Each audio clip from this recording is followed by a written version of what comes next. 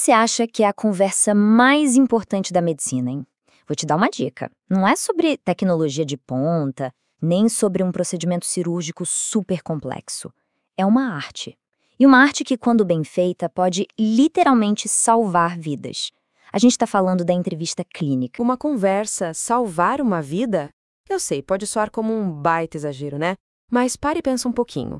Como é que um simples bate-papo pode ter tanto poder?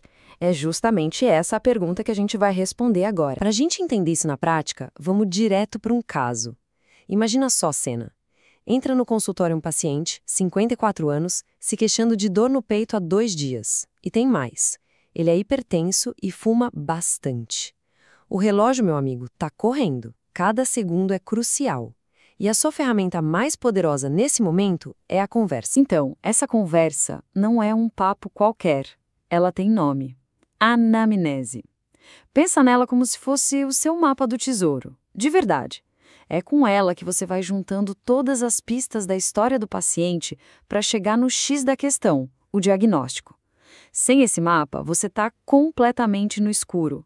Com ele, você tem um caminho claro para seguir. Beleza? Então como é que funciona esse mapa? Uma boa anamnese não é só bater papo, não. Ela é uma investigação que segue uma estrutura, um método bem definido. E o legal é que a estrutura é super simples, mas muito, muito eficaz. Olha só, a gente começa com a identificação. Depois, a queixa principal, o famoso QP, que é o motivo da consulta, nas palavras do paciente. Daí, a gente mergulha na história da doença atual, a HDA. Em seguida, é hora de investigar os antecedentes e, para fechar, uma revisão de sistemas. Percebe? Um passo leva direitinho ao outro. Certo, agora vamos colocar o chapéu de detetive, porque é na história da doença atual, a ADA, que a gente encontra as pistas mais quentes, sabe? É aqui que a gente descobre o que está pegando agora com o paciente. E aqui que está o pulo do gato para organizar a informação. Sabe aquela queixa meio vaga, tipo, tô com dor no peito? A gente transforma isso em dados precisos, com 3 perguntinhas-chave. Primeiro, quando começou? Isso nos dá a linha do tempo. Segundo, aonde exatamente dói? Isso localiza o problema. E terceiro, como é essa dor? É uma pontada, um aperto? Isso revela a natureza do problema. É a base de toda a investigação. Mas claro, só olhar para o agora não adianta. A gente precisa dar um passo para trás e investigar os antecedentes. Doenças que a pessoa já teve, cirurgias, alergias, remédios que usa e, claro, os hábitos de vida e o que rola na família. Lembra do nosso paciente, hipertenso e fumante? O passado dele dá todo o contexto que a gente precisa para entender o presente. Ok, até aqui a gente falou muito da estrutura, do o que perguntar. Mas agora a gente entra na parte que é pura arte, o como perguntar. E mais importante ainda, o como ouvir. É nesse ponto que a técnica vira conexão de verdade. Para isso, a gente tem 2 ferramentas poderosas. As perguntas abertas, tipo, me conta, o que te trouxe aqui hoje? Elas são um convite para o paciente contar a história dele. Depois que ele fala, a gente entra com as perguntas fechadas, que são mais diretas. Essa dor é o tempo todo? Elas servem para a gente afunilar, confirmar detalhes. O grande segredo é saber dançar entre uma e outra. Mas pensa bem, de que adianta você ter as melhores perguntas se você não está ouvindo de verdade? Escuta ativa não é só ficar quieto, não. É uma ação.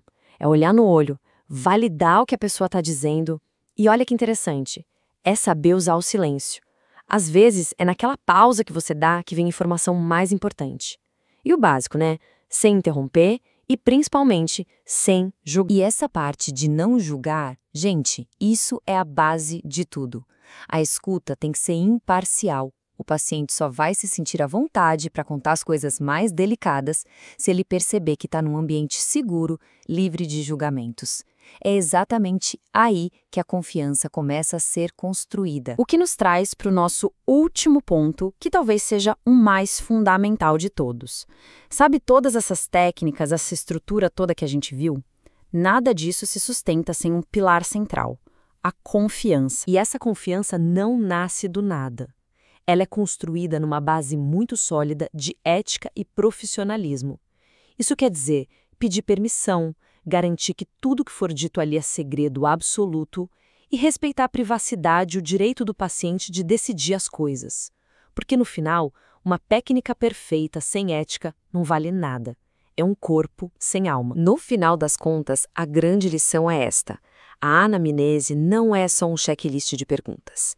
É uma interação humana. Respeito e empatia não são caixinhas para você marcar numa lista, sabe? São a atitude que guia toda a conversa. É isso que transforma uma consulta num ato de cuidado de verdade. E para a gente terminar, fica a reflexão. Nós vimos o poder que a escuta tem na medicina, mas a verdade é que essa lição serve para a vida toda. Então pare e pense, na sua vida, quais conversas estão pedindo por mais escuta e menos julgamento? Esse foi o Explicador. Pense nisso.